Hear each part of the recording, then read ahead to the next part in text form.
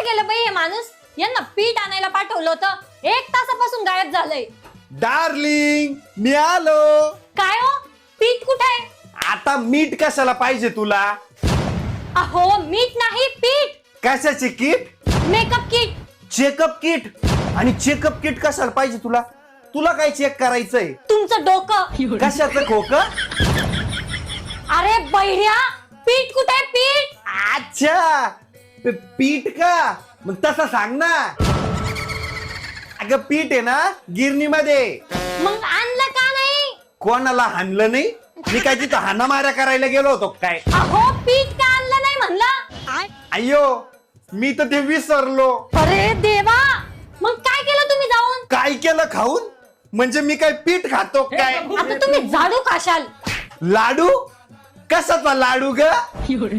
थांबा, आणते. हा लवकर